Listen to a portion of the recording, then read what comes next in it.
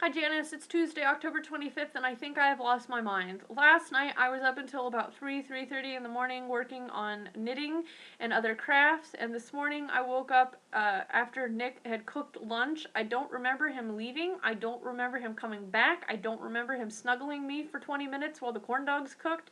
I just remember him giving me a kiss on the cheek and telling me corn dogs were done, which got me really excited because I woke up to corn dogs, and I like corn dogs.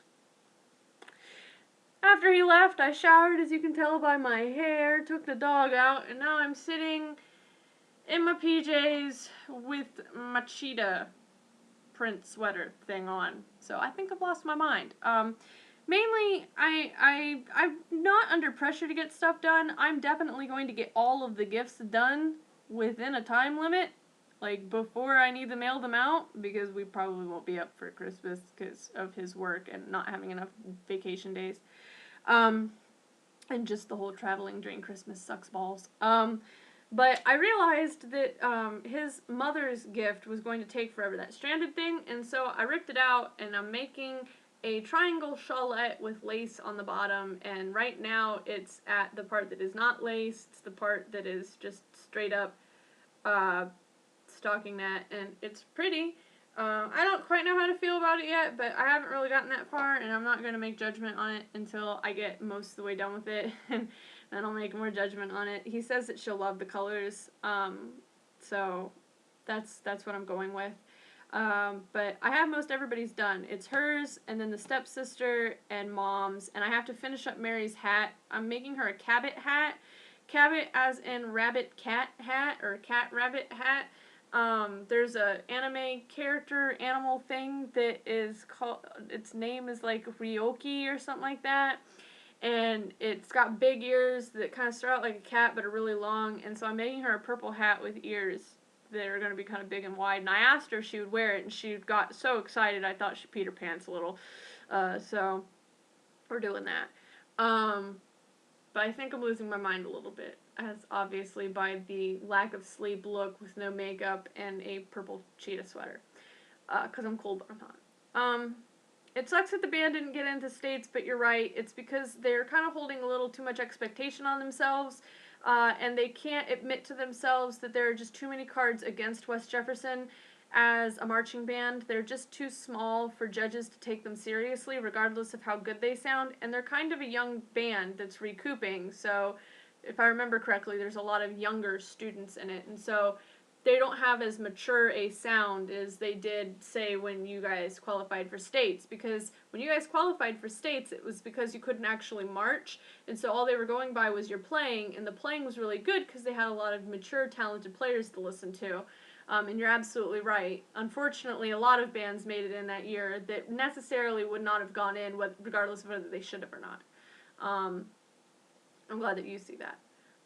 But it's going to feel like the end of the world for them, and then next week will roll by and they'll forget. Yeah. So, as far as reading those books, those are good books to read. Basically, you're reading the Warcraft series, and the Horde isn't evil. They are made out to be evil by the Alliance, but really, when you look at it, they're kind of on an equal playing field because the Alliance isn't all goody two-shoe themselves. If you play the Warcraft series, you will have missions where you will watch certain people on the Alliance side do things that you're like, God, that was kind of a dick move. You shouldn't have done that, you know?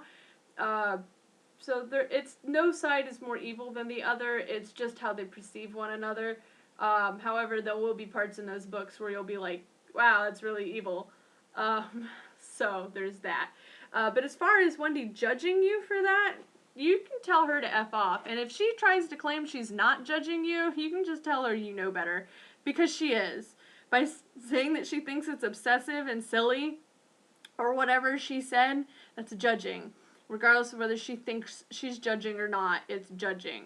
And it's just that you two are really different. Like, it's always impressive to me that you guys are friends because you two are completely different personalities. You are a nerd with a capital N. And there's nothing wrong with that. I'm a giant-ass nerd, too. There's a whole community called Nerdfighteria that's very proud of their nerdiness. There are tons of nerds on YouTube and Facebook and Tumblr and all these different things, and they're out there and they're nerds. Wendy, on the other hand, for as nerdy as she may want people to perceive her to be, is not. She's very much a very girly girl without the nerd streak in her. I mean, you love playing video games. You love reading about World of Warcraft. You love reading other books that most people don't like reading. You love writing in general. You love things that most normal people don't, and you're not into a lot of the things that they are into. And she's into makeup and doing her hair and stuff, and maybe I'm wrong, and I'm only seeing a certain part of her, but for the most part, it just kind of seems like her nerdiness is trying to fit in with the rest of the crowd she fits in with, because she doesn't fit in with the prissy girly girls, even though that's more of her personality. And like I said, I could be wrong, but that's how I perceive her. And so, that's how she comes across to me, I guess I should say. And so, she will see you reading the World of Warcraft books, which there's nothing weird about that. I mean, there are people who love Star Wars enough that they read the Star Wars series, and they're always really well-written books. George Lucas doesn't let anybody write a book about his stuff that isn't, got their head on their shoulders about it. There's people who write Dungeons and Dragons books based off of different storylines that the wizard people, the Dungeons and Dragon people did. I think there are like magic series and other things that are based off of really nerdy games. They're out there. There's nothing wrong with reading those. I'd rather you read that than not read at all. And if you enjoy it, then enjoy it. If you're embarrassed about other people seeing it, I also can understand that bit. You can make a book cover for it, Janice. Just take a brown paper bag or something and wrap it around it, and then just write reading material. And if anybody gets really, nosy about it, then you can maybe share it with them, but, you can decorate it or write a different name on it or whatever. You can hide the fact that you're reading it if you're a little embarrassed, but don't let her judge you on that. Tell her to go F off. She has no room to talk. Really, honestly. She's got her own weird things. I know she does. Everybody's got a weird thing, so whatever. So I'm going to get back to knitting. Maybe stop losing my mind. So I'll talk to you later. And I know you told me in text that you had checked in the playbacks. It didn't do that, but it's been doing that to me. So I'll just keep my eye out for it. We'll look into that. Hopefully the next video doesn't do that. The whole not being synced. Talk to you later.